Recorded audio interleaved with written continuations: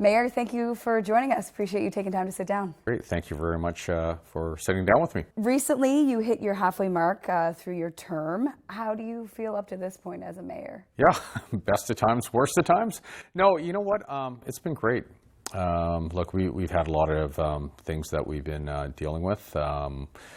And, you know, I guess we committed to 94 platform items, and I'm happy to report that we've started and or completed over 70% of those items. Obviously, additional things come up and we're dealing with that, but overall, I like the progress that the whole team's made, and, you know, more to come. I like more work to be done. A poll conducted for City News by the Maru Public Opinion, we asked Vancouverites what they think about the city and how it's run, and nearly 70% of residents polled feel that yourself as a mayor and city council don't understand what residents want or need. So I guess my question is, how do you receive that feedback when you hear it?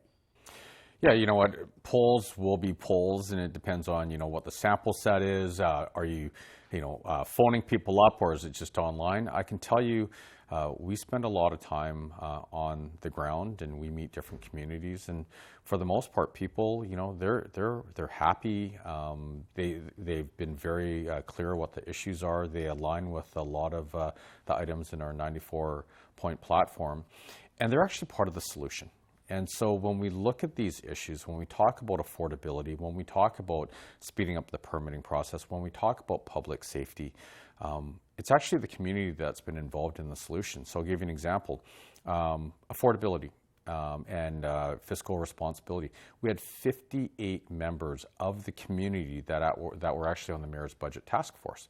And they went through our financial statements and they gave us recommendations. And so it's actually the people of the city that are helping us with the solutions. When you look at the permitting process, we've made a lot of progress on 3331, which is basically 3 days for renovations, 3 weeks for single family homes and duplexes, 3 months to get a permit to build low and medium rise buildings, and then 1 year for substantive projects.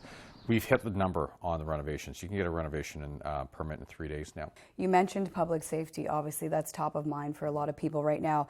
There's been a string of stranger assaults on some residents in Vancouver, and there now is some form of a perception that the streets are not safe. What are you doing to change that reality or that perception for Vancouverites who might be feeling uneasy? So, and I know this is of cold comfort to anyone who's been a victim of crime, or for people who don't feel safe in the city. And I get it. Crime actually is down across the city. The stats show that has happened. Random stranger assaults, for example, are down over 50% in the city of Vancouver. But it's, like I said, it's of cold comfort when you have these incidents that just hit us to the core. And I'll take my mayor's hat off here for a sec. As a resident of Vancouver who's grown up here, who has family and friends here, and neighbors and colleagues, I feel the same way. It's jarring. And so what have we done about it? That was a big reason why we ran on a platform of public safety. We added 100 additional net new police officers, and you know that fluctuates from time to time depending on retirements, what have you, but we've hit that number. We added, we went out of our lane, and we piloted mental health workers at the city of Vancouver, and so we provided the funding for 100 mental health nurses, and so the health authority, they came back with their plan, but we've had some pretty positive results. But that only gets us so far, and so right now, the city of Vancouver, we're really great at reacting to an incident. And so when these terrible, terrible incidents happen, we can react, and we're apprehending these suspects very quickly, but it doesn't get to the root cause of the problem. And so what we're doing is we're asking for the senior levels of government for support. The province has stepped up, and we've advocated for mandatory care, compassionate care for people that have significant mental health challenges and or significant substance use disorder.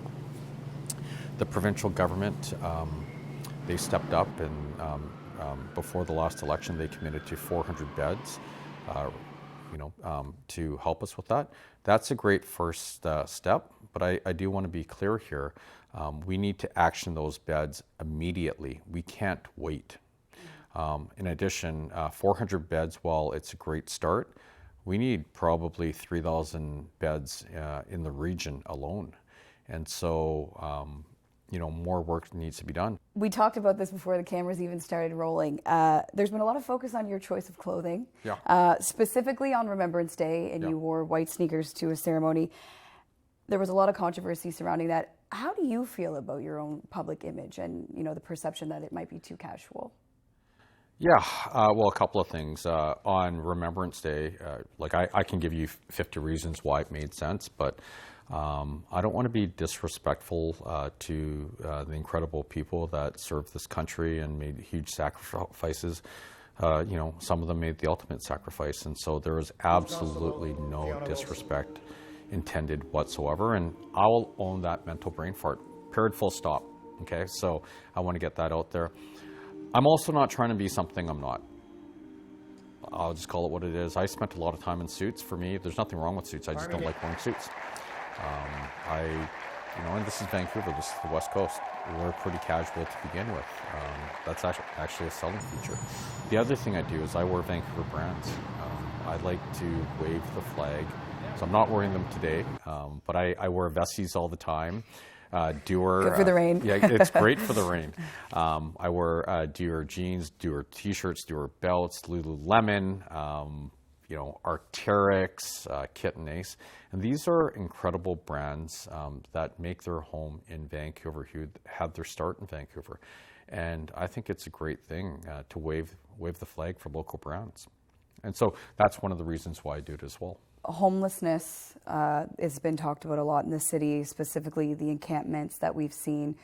Crab Park was recently dismantled, and that was the last legal encampment in the city. What is the fallout of closing these encampments? Because we know a lot of the shelters are full, or some people just choose not to go to a shelter. So what is the fallout when you dismantle these encampments? Well, the reality is we have taken a very compassionate approach to these things. And so you look at Crab Park, for example, we took a lot of time. The groups, there's a lot of, social services involved from the City of Vancouver. And I think that, at the tail end, there's only 8 or 9 individuals in the park, and they were all offered, shelter space. And a place to be. And so, we can do, we've taken a very balanced approach.